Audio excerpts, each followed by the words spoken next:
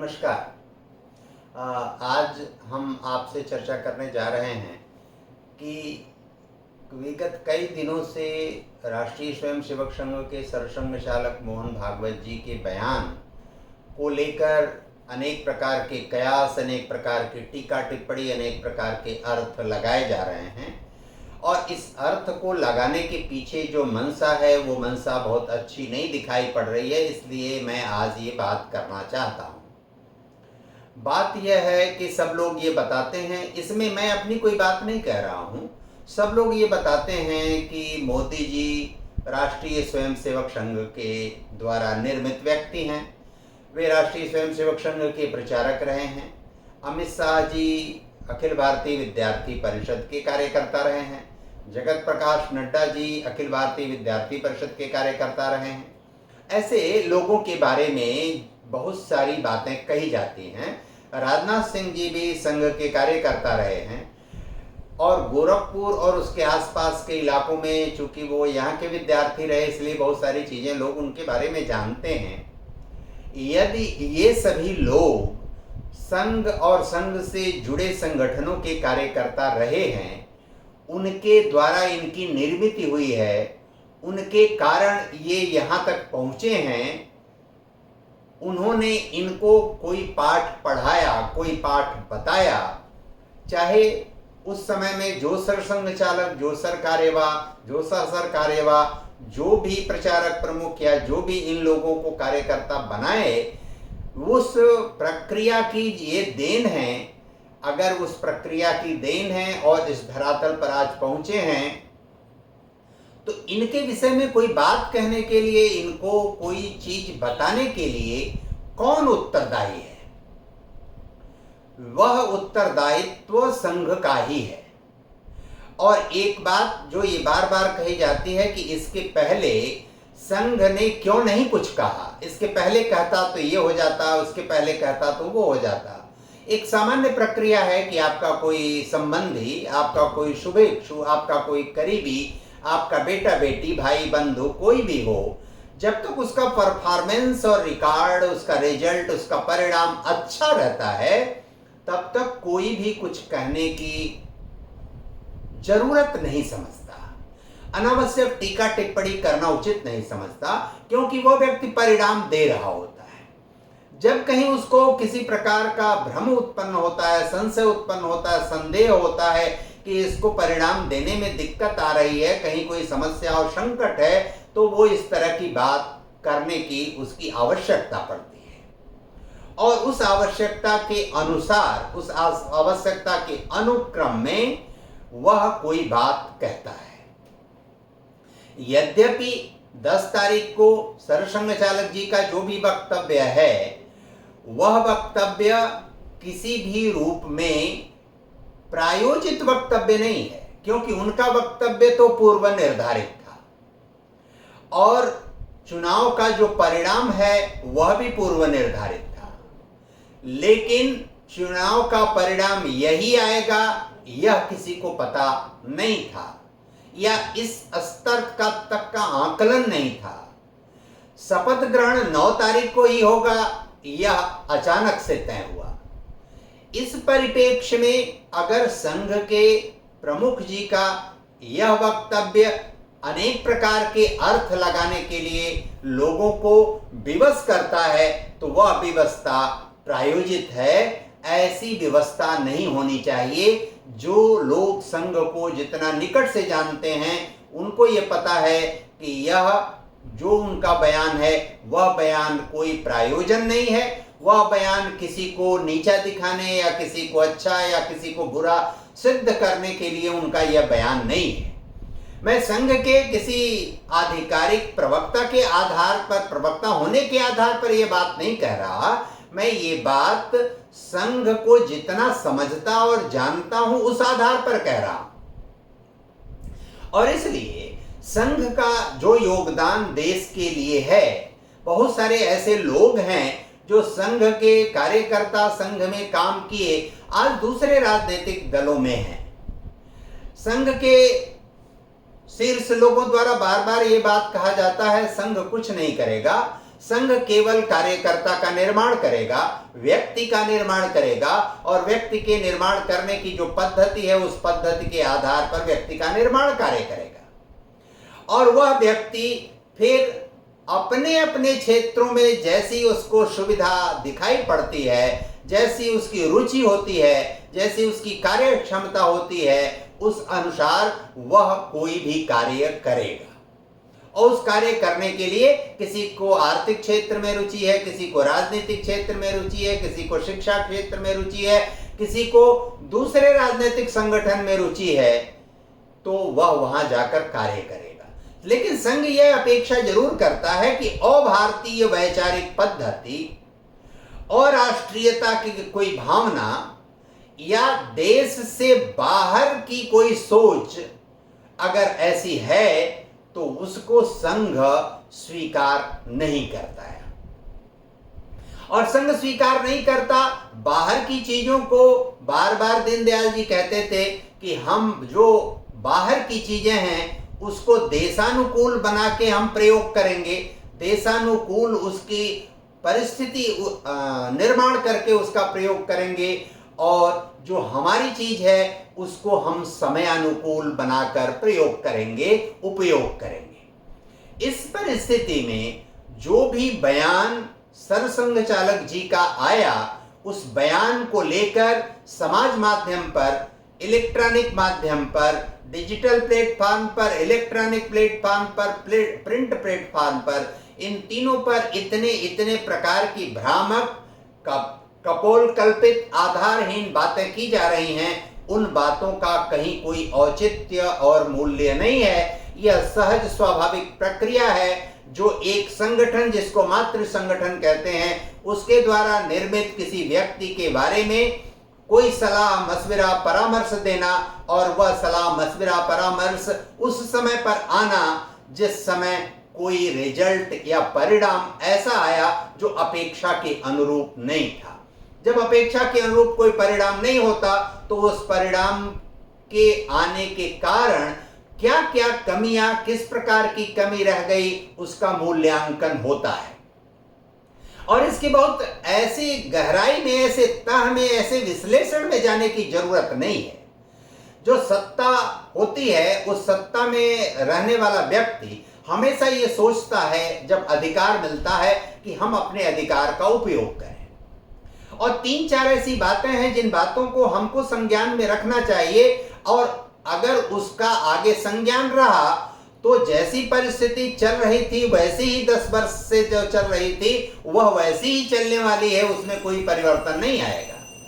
पहली बात तो ये कि हम किसी को भी कहीं से कैसे भी चुनाव लड़ाकर जिता लेंगे, यह पद्धति ठीक नहीं है।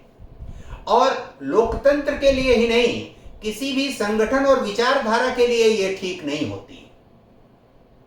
और ऐसा करने से जो भी स्थिति आती है वह एक निश्चित समय के बाद संगठन और विचारधारा को कमजोर करती है, और फिर जो व्यक्ति ऐसा सोचता है और संगठन का है वह स्वयं भी कमजोर हो जाता है।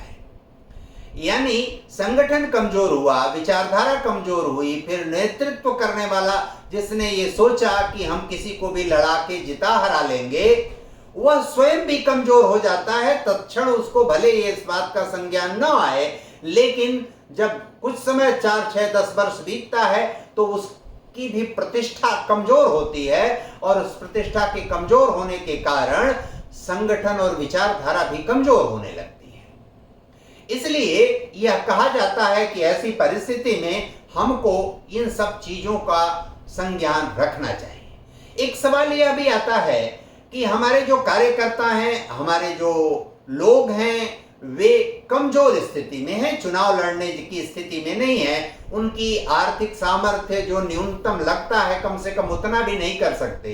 उनकी लोकप्रियता भी है, उनकी छवि भी अच्छी है, वो चुनाव जीत भी सकते हैं, लेकिन एक ऐसा कारण है जिसके नाते हम उनको आगे नहीं कर पा रहे हैं।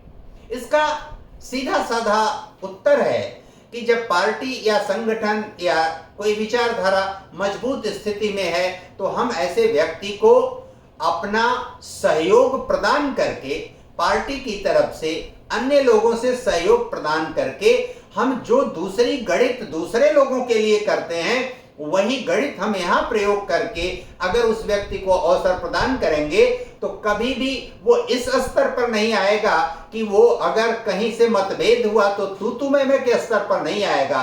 वो नेतृत्व पर अनावश्यक प्रश्न खड़ा नहीं करेगा, वह एक मर्यादा में रहेगा। और दूसरी बात, जिसको सत्ता के आकर्षण में जो आता है, बार बार ये कहा जा रहा है कि लगभग 100 से अधिक सांसद दूसरे दलों से आयातित हैं, जिनकी निष्ठा कभी भी संगठन और विचारधारा या जो भी भारतीय जनता पार्टी की रीति नीति कार्यक्रम है उसके प्रति और उसका नेतृत्व है उसके प्रति भी उसकी निष्ठा नहीं है। आज थोड़ी स्थिति कमजोर हुई, सत्ता बन गई, फिर भी वे सवाल जो खड़े हो रहे हैं, उन सवालों के आलोक में जिन्होंने उनको शामिल किया, उन्हीं पर वो खुद उंगली उठाने लगे। और कल को स्थिति थोड़ी और कमजोर हुई तो वो अपना पुराना रास्ता फिर अपनाएंगे और पुरानी जगह पर पहुंच जाएंगे। इसलिए ऐसे लोग जो विषम परिस्थिति में भी आपके साथ रहे, 2004 से 14 में भी आपके साथ रहे, उससे पहले भी आपके साथ रहे, जब कोई उम्मीद नहीं थी तब भी आपके साथ रहे, और जब वो साथ उस समय रहे जब उनको कोई भरोसा उम्मीद नहीं थी कि हमको भी कुछ हासिल होगा, प्राप्त होगा, ऐसे लोगों को जब आप और बाकी लोगों को जोड़िए, साथ रखिए, लेकिन उनका परीक्षण करिए, उनको बताइए कि हम आपके बारे में थोड़ी प्रतीक्षा करेंगे कि आपकी रीति नीति कार्यक्रम कैसे हैं। शुचिता और पारदर्शिता बनाने के लिए जैसे नरेंद्र मोदी जी ने जो बड़े नोटों का चलन बंद किया 2016 में, उस नोटों के चलन के बंद करने के कारण व्यापक पैमाने पर भ्रष्टाचार रुका है। जो डिजिटल ट्रांसफर जो रुपए का हो रहा है उसके नाते भी बहुत सारा भ्रष्टाचार रुका है। जो फिजिकल लेन देन था वो कम हुआ है, उसके नाते बहुत भ्रष्टाचार रुका है। लोगों को सुविधाएं से बहुत मिली हैं, इलेक्ट्रॉनिक डिवाइस के माध्यम से आप ट्रांसपेरेंसी बहुत बढ़ी है। उस क्षेत्र में भी हम ट्रांसपेरेंसी का प्रयोग, बार बार आरोप लगता है कि उसने ऐसे प्रभावित कर लिया इसलिए उसको मिल गया टिकट, उसने ऐसे प्रभावित कर लिया इसलिए मिल गया टिकट। अनेक प्रकार के सर्वेक्षण आते हैं, जो सर्वेक्षण करने वाली कंपनियां हैं उनके भी वेस्टेज इंटरेस्ट होते हैं, और उस इंटरेस्ट के कारण जो उनके कार्यकर्ता सर्वेक्षण करने जाते हैं, बहुतायत बार ऐसा होता है कि वे सही रिपोर्ट नहीं देते, वायस्ड होकर रिपोर्ट देते हैं, कहीं से प्रभावित होकर रिपोर्ट देते हैं, वास्तविक व्यक्ति के बारे में चीजों को नहीं बताते। और इसलिए चाहे भी जिस एंगल से आप सर्वेक्षण करने का कार्य करिए, आप कुछ मत करिए, जितने भी आपके सांगठनिक तंत्र हैं, आप एक लोकसभा में 10-20 लोगों के 10-20 जगहों पर 100-100, 150-150 लोगों की अचानक से बैठक बुला लीजिए और उन बैठकों में उनकी राय गोपनीय तरीके से प्राप्त कर लीजिए, तो आपको सही रिजल्ट प्राप्त हो जाएगा। फोन पर या अन्य तरीकों से आप बात करेंगे तो कई बार कोई व्यक्ति जाति के आधार पर, क्षेत्र के आधार पर, भाई भतीजा के आधार पर, गांव घर के आधार पर अपनी बातें कहता है। इस बार तो ज्ञात हुआ कि कोई सर्वेक्षण भी नहीं हुआ, लेकिन जितने भी स्तरीय आप सर्वेक्षण का कार्य करेंगे, वो सर्वेक्षण का कहीं कोई बहुत परिणाम नहीं निकलता, सार्थक परिणाम नहीं निकलता। जो भी लोगों ने 14, 17, 19, 22 में मत दिया, उन लोगों ने दिया हुआ जो मत है, एक तो मोदी जी के गुजरात में किए गए कार्य के आधार पर लोगों ने मत दिया, उनकी लोकप्रियता थी, उनकी स्वच्छ सुथरी सब छवि थी, ईमानदार व्यक्ति की छवि थी, और वे लोग यह कांग्रेस की क्रिया प्रतिक्रिया, भ्रष्टाचार और उनके गतिविधियों से बहुत ज्यादा नाराज थे। इस नाते भी इधर शिफ्ट हुआ। जो कारण, जिस कारण से आपका यह स्तर आया था, उस कारणों को टूटने से हमको बचाना होगा, हमको रोकना होगा, और इस नाते जो एक प्रक्रिया और एक पद्धति है, उस पद्धति का हमको अनुपालन सुनिश्चित करना होगा। तब हम आने वाले समय में जो भी चूक हुई है उसमें सुधार कर पाएंगे। यह जो जनप्रतिनिधि है वह एक बहुत बड़ी कड़ी है। उस जनप्रतिनिधि को हमको ऐसा रखना पड़ेगा, ऐसा बताना पड़ेगा, उसकी भागीदारी सुनिश्चित करनी पड़ेगी, उसकी बात सुननी पड़ेगी। अनेक बार बहुत सारे ऐसे जनप्रतिनिधि हैं जिनकी बातें कहीं सरकार में या लोगों के द्वारा नहीं सुनी जाती। उनके कार्यकर्ता, जनता, उसके क्षेत्र के लोग जो उनसे अपेक्षा करते हैं, उस अपेक्षा को लेकर जब ऊपर जाते हैं तो पता चलता है उनका डीएम नहीं सुनता, उनका एसपी नहीं सुनता, कमिश्नर नहीं सुनता, अधिकारी नहीं सुनते और मंत्री नहीं सुनते। जो लोग नहीं सुनते हैं तब वह अपने लोगों को कुछ कह पाने की स्थिति में नहीं होता। ऐसे अच्छे सांसद, विधायक भी होते हैं, लेकिन उनकी यह परिस्थिति आने पर वो भी चुप हो जाते हैं, काम नहीं कर पाते, शांत हो जाते हैं, लोगों से मिलना जुलना उनका कम हो जाता है। इन सब चीजों को अगर हम एड्रेस कर पाते हैं, इनको संबोधित कर पाते हैं, इस आलोक में बहुत कुछ मंथन करने, टास्क फोर्स बनाने और बहुत कोई कवायद करने की जरूरत नहीं है। हमको ये भी देखना होगा कि हमने जिस राजनीतिक दल में या जिनका सहयोग हमने प्राप्त किया है वह किसी खास जात बिरादरी के नेता हैं, लेकिन अगर खास जात बिरादरी के नेता हमारी पार्टी में, उसके नाते हमने उनको महत्व दिया है। अगर खास जात बिरादरी का कोई नेता है, स्थानीय स्तर पर एक छोटी बड़ी पार्टी है उसका हमने सहयोग प्राप्त किया है, तो निश्चित रूप से हमको उसकी जवाबदेही भी तय करनी पड़ेगी कि आपके अपने क्षेत्र में, आपके अपने इलाके में जो आपके प्रभाव का क्षेत्र है वहां ऐसा या वैसा या किस कारण से नकारात्मक परिणाम आया है, उसका भी मूल्यांकन करके हमको उसकी जवाबदेही तय करनी पड़ेगी। भविष्य में उसको उचित संकेत देने पड़ेंगे। इन सब चीजों को अगर हम ध्यान में रखते हैं तो, और काल्पनिक मूल्यांकन, टास्क फोर्स का मूल्यांकन, जो लोग इन सब कवायदों में शामिल रहे हैं उनके द्वारा दी गई रिपोर्ट, काल्पनिक रिपोर्ट का कहीं कोई अभिप्राय नहीं है। एक बात और भी है, जब कर्मचारी, सरकारी कर्मचारी नाराज होता है तो वो सरकारी कर्मचारी छुपे तौर पर, छुपे रुस्तम सरकार को चूना लगाना चाहता है। और उस चूना लगाने में अनेक स्थानों पर ऐसा देखने में आया, जो भारतीय जनता पार्टी के मतदाता थे, हमेशा से मत देते आए हैं, प्रत्येक बूथों पर उनकी कहीं 25, कहीं 50, कहीं 75, कहीं 100 की संख्या में उनके मत काट दिए गए, यानी वोटर लिस्ट से उनके नाम हट गए। वो वोटर लिस्ट में नाम, एक परिवार का 8 व्यक्ति अगर मतदाता लिस्ट में, उस वोटर लिस्ट में नाम था, तो पता चला 2-3 रह गए, 4-5 उसमें से गायब हो गए। इन सब चीजों को भी हमको एड्रेस करना पड़ेगा और यह भी हमको ध्यान में रखना पड़ेगा, तदर्थवाद से हमको दूर आना पड़ेगा, कर्मचारियों पर विश्वास करना पड़ेगा। और तदर्थवाद कभी भी किसी समस्या का समाधान नहीं होता। तदर्थ नियुक्तियों या डेली वेजेस कर्मचारियों की नियुक्तियों या आउटसोर्सिंग की प्रक्रिया अपनाना यह कहीं से भी उचित निर्णय नहीं है, समीचीन निर्णय नहीं है। बहुत सारे क्षेत्रों में हम अनावश्यक धन का प्रयोग करते हैं, इस क्षेत्र में हमको धन लगाना चाहिए। निगरानी कर्मचारियों की आप कर सकते हैं, देखभाल कर सकते हैं कि अपने सही आधार पर, सही रीति नीति के आधार पर वो कार्य संपादित करें। यह किसी भी सरकार, किसी भी संगठन, किसी भी पार्टी के लिए यह आवश्यक कदम है। अगर कोई भी सरकार, कोई भी पार्टी, कोई राजनीतिक दल, कोई नेतृत्व, कोई विचारधारा, कोई संगठन इस तरह की गतिविधि करती है, चयनित गतिविधि करती है, तो उसको असफलता की संभावना बहुत कम हो जाती है। कांग्रेस पार्टी ने यह सब नहीं किया, उसकी जो स्थिति विगत वर्षों में रही है, आने वाले वर्षों में ही वैसे भी रहने वाली है। आज 99 सीट पाकर जो अहंकार उनका बोल रहा है, वह भी उनको आगे बहुत नहीं बढ़ने देगा। इस नाते आज जो मैं यह अनुरोध कर रहा हूं, वह अनुरोध सरसंघ चालक जी के वक्तव्य, उनके द्वारा दिया गया वक्तव्य एक सीख है और उनको ये हक और अधिकार है। यदि भाजपा के नेतृत्वकर्ता वहां से उत्पन्न होकर आए हैं, उनका संरक्षण, परिवर्धन, पोषण और मार्गदर्शन वहां से होके आया है, उस संगठन से, तो उनको हक और अधिकार है कि वो ये बातें कहें। उसमें सुधार करने की संभावना भी है, और संभावना यदि बनती है तो आने वाले समय में कोई भी कुछ भी नकारात्मक नहीं होगा, ऐसा विश्वास ही नहीं है, ईश्वर पर भरोसा भी है और ऐसा होता ही है। धन्यवाद, नमस्कार।